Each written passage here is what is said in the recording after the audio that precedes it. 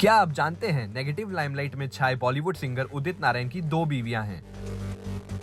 यही नहीं, उन्होंने अपनी फर्स्ट वाइफ को रिकॉग्नाइज तक करने से इनकार कर दिया था। हालांकि इसके बाद क्या हुआ? क्या उनकी फर्स्ट वाइफ रंजना खुद को उनकी बीवी प्रूव कर पाई? और उदित नारायण ने बिना डिवोर्स कैसे कर ली थी दूसरी शादी?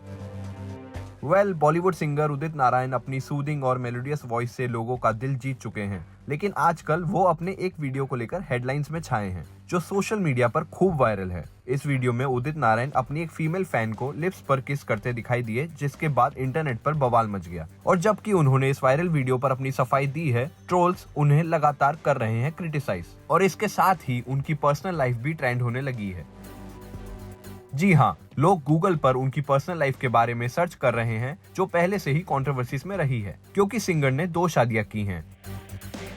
यही नहीं, उनकी दूसरी शादी एक सीक्रेट मैरिज थी, जिसका राज उनकी नीस की वेडिंग के दौरान खुला, और उदित नारायण ने अपनी फर्स्ट वाइफ को पहचानने से इनकार कर दिया। इसके बाद जो कुछ भी हुआ वो किसी फिल्मी ड्रामे से कम नहीं था।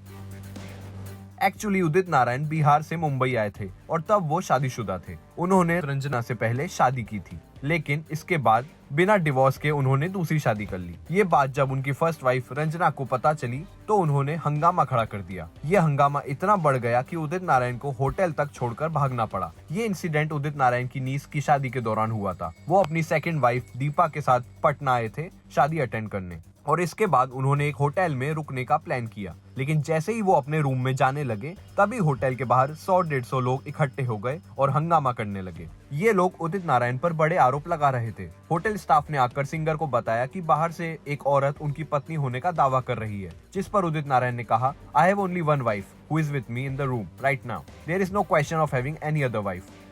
हालांकि फिर होटल के स्टाफ ने बताया कि जो औरत बाहर खड़ी है वो रंजना जहा है, और अपने साथ शादी की फोटोज और बैंक अकाउंट पासबुक लेकर आई है। ये पासबुक एक जॉइंट अकाउंट का सबूत थी, जो उदित और रंजना के नाम पर थी। रंजना का कहना था कि उनकी और उदित की शादी 1984 में हुई थी। दूसरी तरफ दीपा का कहना था कि वो उदित को 1978 से जानती है और उनकी शादी 1982 में देवी काली मंदिर में हुई थी। तभी वहाँ पुलिस भी पहुंच गई और दोनों औरतों के बयान सुनकर चक्कर में पड़ गई।